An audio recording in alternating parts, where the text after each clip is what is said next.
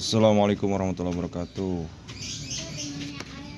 Ya, buku kesembuhan melalui pijat refleksi ini buku sudah lama ya, tapi isinya sangat menarik dan luar biasa buat kesembuhan. Kita lihat di sini dari daftar isinya juga bagus ya. Oke.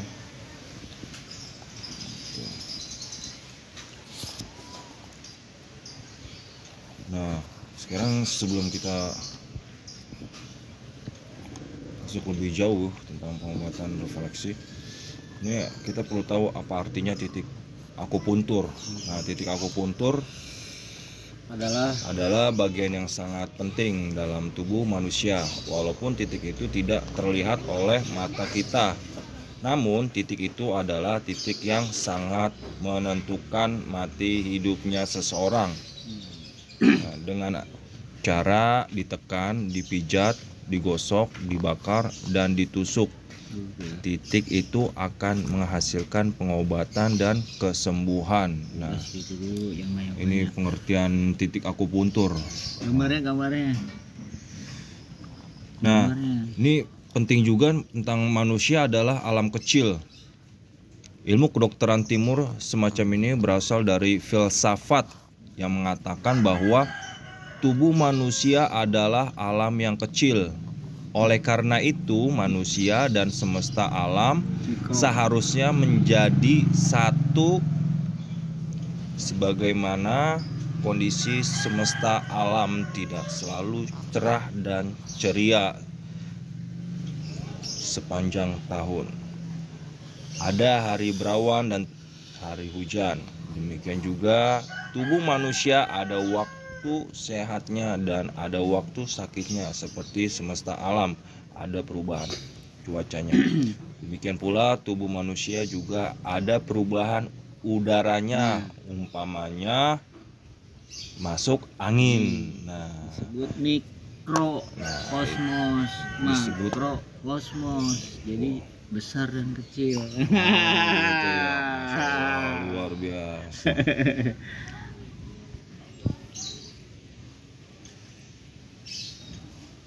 Nah, di sini sangat penting sekali ya buat kesinambungan kondisi tubuh ya.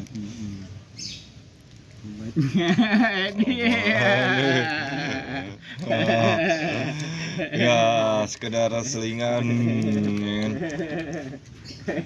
Nah, ini 6 organ perut atas dan 6 organ perut bawah.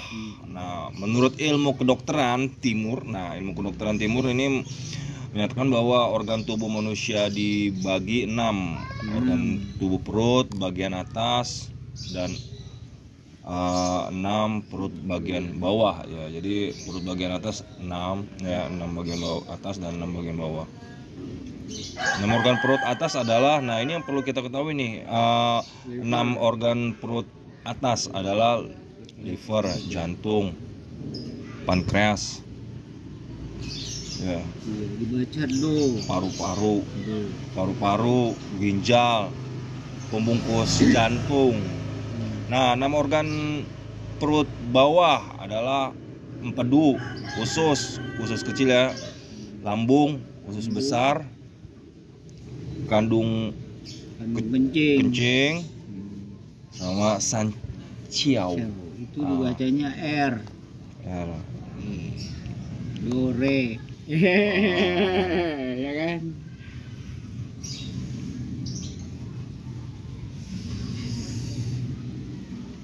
Nah, ini penting nih bahwasanya dua kelompok 6 organ tersebut saling membantu ya, ya. Menurut pasangannya masing-masing. Umpamanya liver, empedu, ya, jantung, usus kecil, pankreas, lambung, paru-paru, usus besar. Ya, paru-paru, usus besar, ginjal, kandungan kencing, pembungkus jantung, sanciau.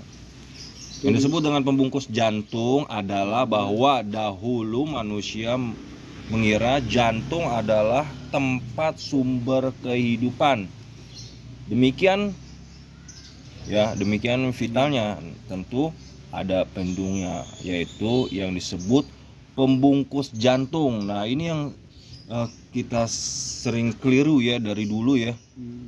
Ya, ini tentang jantung. Bahwasanya sebenarnya memang perlu ada sedikit pengetahuan ya tentang kekeliruan masalah jantung ya dari dulu.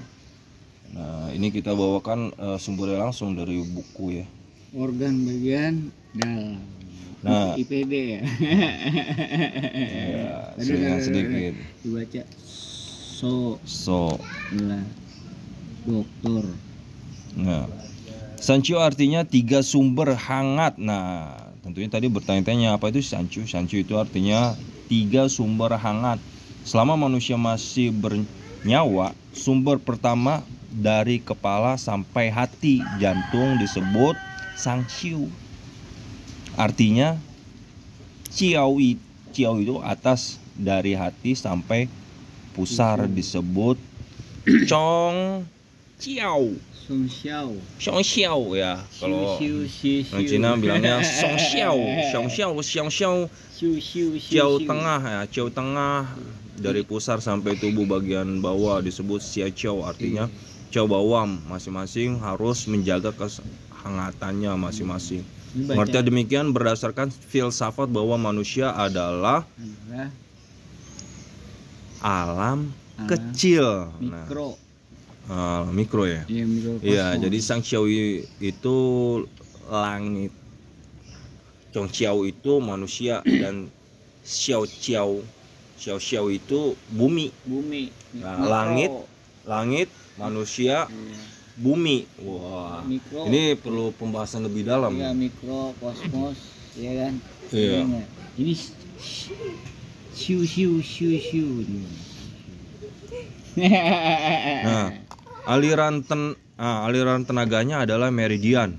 Agar fungsi kedua kelompok 6 itu normal, perlu diberi tenaga. Nah, dan meridian itu melalui seluruh kedua kelompok 6 itu yang semuanya ada 12 meridian. Nah, jadi perlu tahu nih apa sih meridian. Nah, bahkan ada yang dinamakan meridian ya. Ini pengertiannya.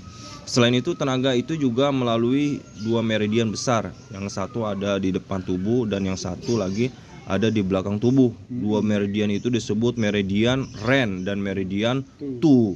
Sehingga jumlah meridian menjadi 14.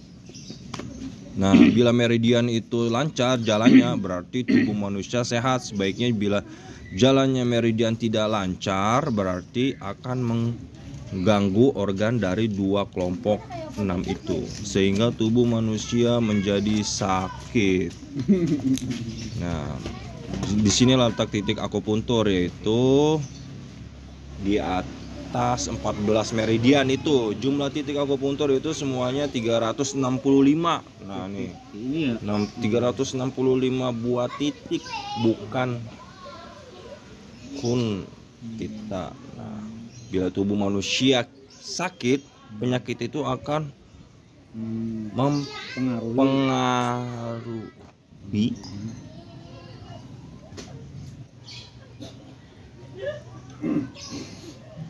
sebabnya timbul pengobatan akupuntur. Nah, ini berarti jadi ini pengobatan zaman dulu nih, zaman dinasti punggung nih berarti. Ming. Garis punggung. Iya.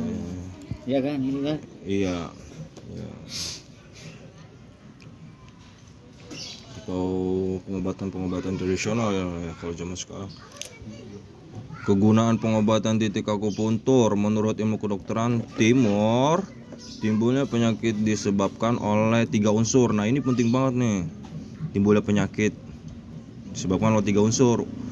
Unsur luar, dingin, panas, lembab, kering dan sebagainya, yaitu perubahan cuaca. Pertama itu adalah unsur perubahan cuaca. Nah, kemudian kedua ini unsur dalam senang, khawatir, sedih, kepikiran, terkejut, takut dan sebagainya, yaitu mengenai perubahan mental atau emosi. Nah, Unsur lain yaitu umpamanya makan tidak teratur, terlalu lelah dan sebagainya. Nah ini penting banget nih. Kenapa manusia sakit ini sebab-sebabnya? Ada 3 unsur ini, ya. Pertama unsur cuaca, ya. Kemudian unsur tentang emosi, ya, atau rasa yang ada di dalam diri kita, baik senang, khawatir, sedih, kepikiran dan sebagainya. Kemudian unsur lainnya itu tentang makanan atau pola makan. Nah ini penting banget bahwasanya yang selama ini kita tidak ketahui mungkin, atau kita kurang sadari, ternyata ini 3 unsur ini. Ketiga unsur inilah yang menyebabkan timbulnya penyakit, dan penanggulangan juga perlu memperhatikan unsur-unsur tersebut. Luar biasa nih. Nah, kemudian cara mencari titik akupuntur. Nah ini penting banget buat rekan-rekan nih yang ingin mengetahui cari titik akupuntur. Berhubungan tujuan buku ini tidak mengajarkan orang menjadi ahli akupuntur, maka mencari titik akupuntur tidak perlu persis dan tepat. Agar sedikit meleset tidak tepat, tidak apa-apa, karena pengobatan bukan dengan jarum melainkan memijat dengan jari tangan. Jadi asal tahu letaknya kira-kira di mana, lalu pijat dengan jari, pasti kena juga. Nah jadi memang pengobatan itu efektifnya dengan jari, ya, bukan dengan jarum. Nah, melihat dan meraba, nah kondisi kesehatan seseorang, nah bisa dilihat dari keadaan kulit tubuh. Nah ini kondisi kesehatan itu bisa dilihat ya dari tubuh, ya, kelihatannya apakah dia sehat ataupun sakit. Luar biasa nih cara memijat. Cara memijat pertama mengusap dengan seluruh telapak tangan, memijatnya. Tekanannya harus terus stabil. Cara ini digunakan untuk memijat beberapa titik akupuntur yang berdekatan sekaligus. Kemudian memenyet, ya, dengan ya, atau memencet yang dengan tenaga atau telapak jari, ya, ini memencet, ya, dengan jari-jari tangan, mencet daging yang keras atau ada benjolan, kemudian menekan dengan 1 jari atau beberapa jari, ya, menekan titik akupuntur. Nah ini dia. Berat tekanannya itu 3-5 kg selama 3-5 detik.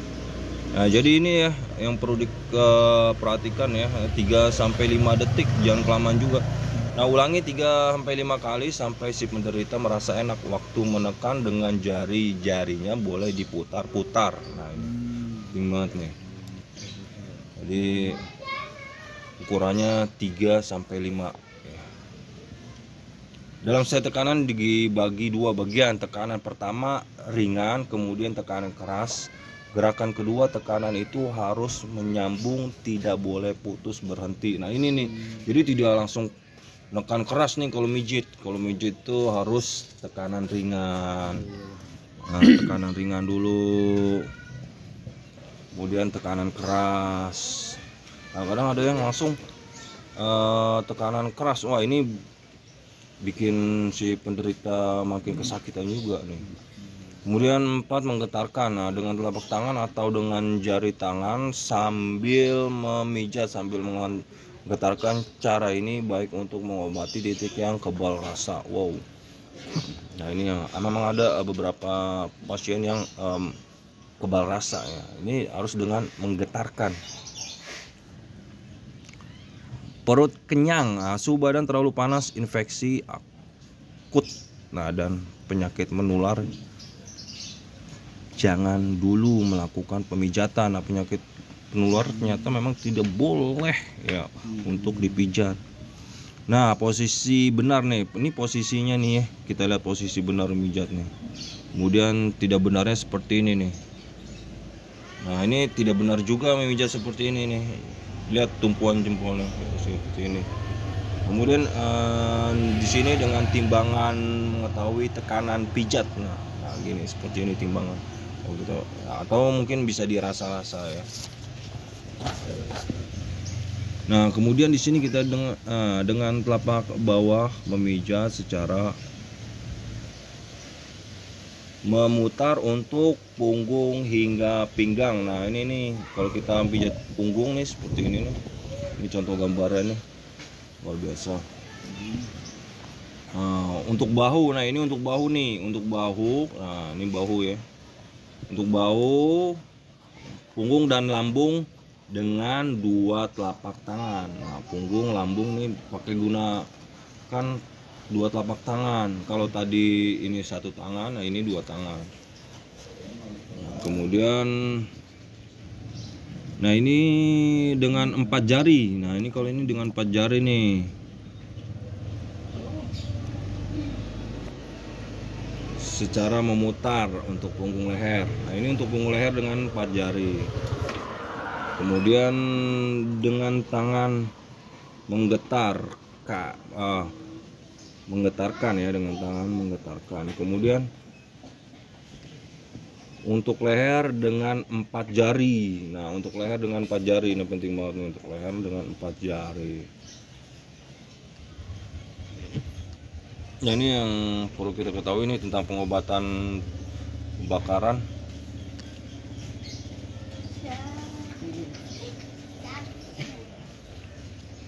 Nah,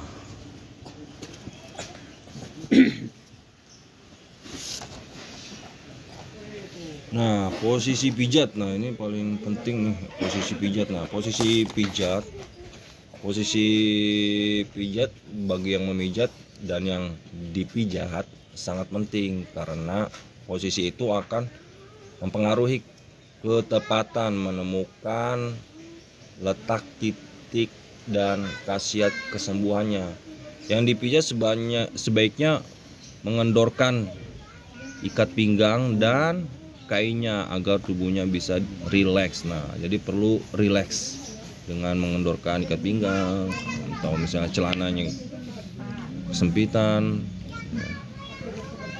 Nah, bagian perut. Nah, si penderita tidur terlentang dengan rileks, mulut agak menganga, kedua tangan diletakkan di samping tubuh, kemudian bagian lutut dibekuk ke atas agar mengetahui bagaimana ketegangan bagian perutnya.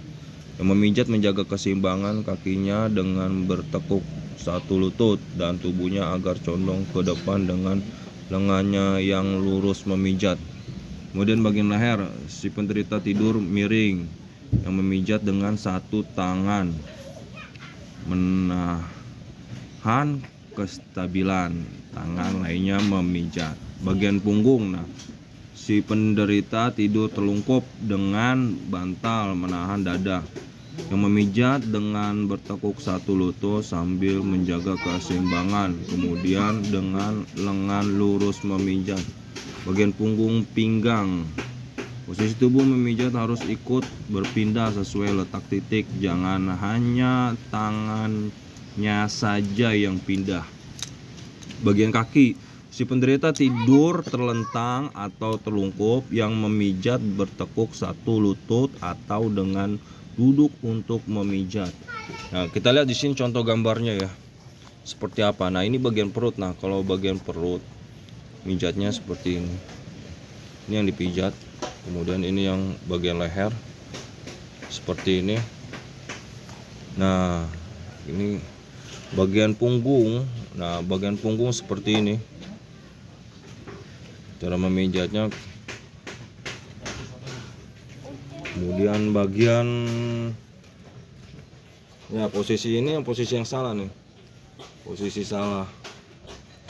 Nah, ini bagian kaki nih. Bagian kaki. Nah, kemudian ini bagian pundak. Bagian pundak. bagian kaki seperti ini ya, bagian kaki. Nah,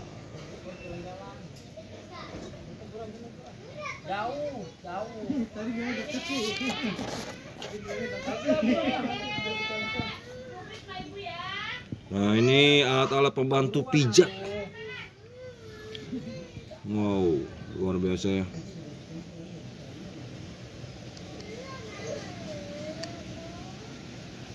Ya kalau untuk alat-alatnya banyak yang bisa kita gunakan ya.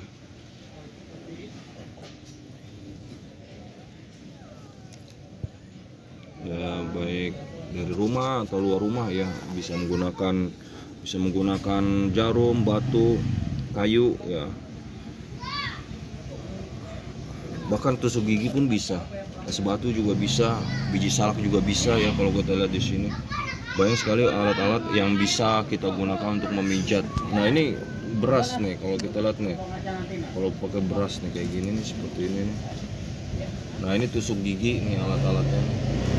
Nah kemudian ini semburan air. Nah ini dengan semburan air, ini dengan hair dryer, sisir, biji salak, kemudian botol, kemudian handuk seperti ini. Nah ini gambarnya. Nah sakit kepala atau kepala merasa berat yang disebabkan oleh virus atau yang disebabkan oleh kelelahan, perubahan cuaca, ketegangan dan sebagainya. Bagi sakit kepala dari penyebab yang kedua inilah yang mudah disembuhkan dengan pemijatan titik. Gejala sakit kepala macam-macam ya, ada pusing, kepala merasa sakit, separuh kepala merasa sakit, paru belakang merasa sakit, paru kepala atas merasa sakit. Nah ini titik ampuhnya nih, Pai Hui ya, Pai Hiu. Letaknya persis di tengah tempurung kepala untuk menyembuhkan kepala merasa berat, cekot-cekot. Nah kemudian mize di samping kepala, bila menggigit ada otot yang mengeras, disitulah untuk menyembuhkan separuh kepala merasa sakit. Kemudian Tianshu itu di belakang kepala bagian bawah rambut ya, sebelah luar kanan kiri otot besar untuk menyembuhkan sakit kepala sebagian belakang.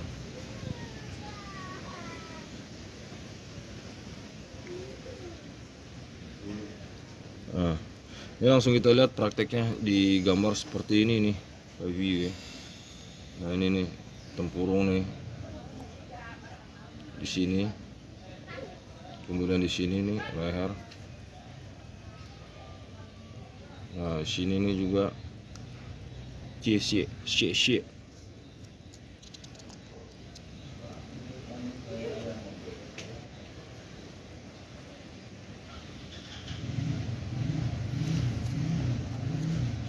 Nah ini penting sekali, kadang leher selalu kaku ya. Nah ini kita perlu dengan ibu jari ya, tunjuk ya, mencubit, menyat